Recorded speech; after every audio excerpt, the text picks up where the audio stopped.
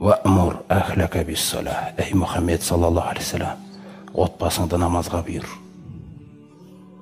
Вастабир алейха, өзіңде төзімді бол ол намазға дейді. Және бұйырып жүруге төзімді бол. Яғни бұйыру мағынасында пайғамбарымыз айтады: Муру ауладакум бис-салати ва хум абнау саб'a синин. Балаларың 7 жаста болған кезде, 7 жасқа дейін балаңыз патшадай өседі ғой енді. Оған шама келгенше рақымдылықта күллі нәрсе салынады.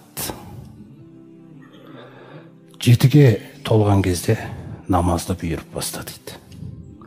Бұйрық қалай жасалады? Балам, кел намаз оқып алайық. Балаңыз келеді, қасыңызға тұрады, сіз оқып жатсыз, кетіп қалады, проблема жоқ ода. 7-де осылай бастайсың.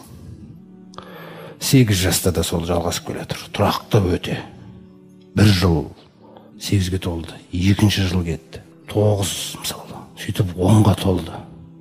10-ға толған кезде енді балаң намазға байсалды қарайтын болсын.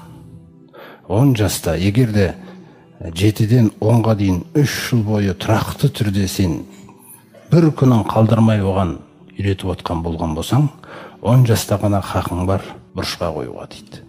Дүре соға алсаң дейді. Яғни ол дүре соққанда бір қамшыны алсаң да жетеді өзі. Ақылды болған. Қамшыны алып атсаң болды, олар әншек жығылып атады. Оқып атыр екен ғой дейсің, болды. Сенде де өзіңде жаңағы құрмет бар ғой оның алдында, әке деген. Егер сен оны ұрып атсаң, онда сен өзіңді құрметті ете алмаған адам болып кетесің да. Ол құрметті адамның не керек, мысалы. Сондықтан мәселе жаңағы 3 жыл бойы сен оған үйретесің. Мысалы, балаңыз болады, балаңызға айтасыз: балам, намаз оқыдыңдар ма? Анжақта біреуінікі иә деп шығады, біреуі тағы бірінікі. Біз ол жауаптарға қарамаймыз. Оқып алыңдар, ал тез оқып алыңдар. Сол кезде өзі өтірік айттым ба, шын айтып тұрып бәрі оқып, дәретін алып келіп оқып атады. Олардың сөзіне қазір назар аудармаңыз. Сен неге өтірік айтасың оқып алдым деп. Яқуб алейхиссаламға ана Юсуфты апарып құдыққа тастап жіберіп, көйлекті қанға бояп алып келеді ғой, қасқыр жеп қойды деп. Өтірік, әкесіне үлкен балалар өтірік айтып жатыр. Яқуб алейхиссалам көйлекке қарайды, қан тұр екен көйлекте, бірақ көйлек мүлде жыртылмаған. Яғни олар күллі тәсілін ойластыра алмай қалған.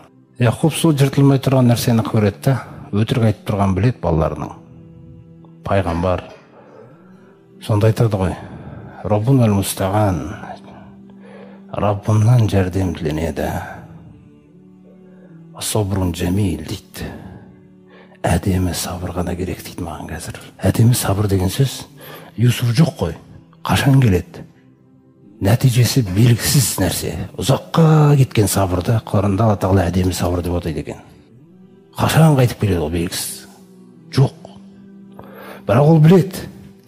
Алла Тағала Яқубқа өзіне сиынып жүрген құлдарының несіне жамандық қаламайтын.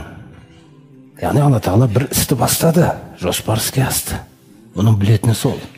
Сондықтан мен сабыр етем, әдемі сабыр.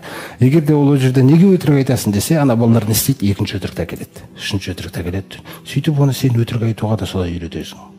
Баланың психологиясы ол бір айтып тұрған өтірігін сезе білу керексің. Одан кейін сен неге өтірік айтасың деймін, ол 2-ші өтірік шығарады. Соқтан Яқуб оларға неге өтірік айтасыңдар деген жоқ. Әдемі сабыр керек деді тек. Аналар ішінде уайымдап, жүректерін езгілеп өздері уайымдап жүр қазір. Яғни жүрек өзінен өз жақтан не істеп жатыр? Жұмыс істеп жатыр. Не істедік біз, не істеп қойдық біз деп. Бар ол құдықта Юсуф жоқ, бір керуен алып кеткен. Сонда сол сияқты жаңа Юсуфты да Яқубтан сұрамай алып кеткен Алла Тағала. Көрдіңіз ғой? Сол сияқты ол Алла Тағаланың сізге әрдайым қалайтын нәрсесі ол жақсылық. Тек сіз әдемі сабыр етуді үйрену керекпіз біз. Сол баланы бұйырған кезде осылай: балам, кел, тұра ғой. Балам, оған төзімді болу керексің. Балам, оқыдыңдар ма? Таң намазынан кейін үйге шығып кеттің, ақшамда келдіңіз ба? Құптанда келдіңіз ба? Сөйтіп бала, намаз оқыдыңдар ма? Дейсің. Деп біреулер бүйтіп қалса, құптанның уақыты кіріп жатыр да. Сіз не дейсіз? Екінді мен ақшамды оқып түсіндіңіз бе? Өтірік айтқызбайтындай жеткіз.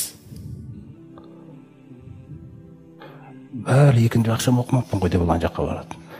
Мәселе бұл осылай үйретіледі. Әрдайым осылай үйретіледі, өйткені бұл адам бала күнінен нәпсі деген нәрсе бар іште. Түсіндіңіз бе? Сосын ол өзін ақтайтын кезде өтірікті ойлайды, бір керемет құрал екен деп. Сіз өтірік айтқызбайтындай тәсілдерді ұстаныңыз. Бұл осы сізге Алла Тағаланың пайғамбарымыз саллаллаху алейхи айтқандай, даналық ол мұсылманға тән нәрсе. Тек оны таба алмай тұрған шығар, тауып алса соныкі дейді ол. Оны екеуін бір-бір үшін жаратқан деп тұр ғой, мұсылман мен даналықты. Сондықтан соны тауып үлгерсеңіз, эмоцияға, жаңағыдай басқа нәрселерге келтірмеңіз.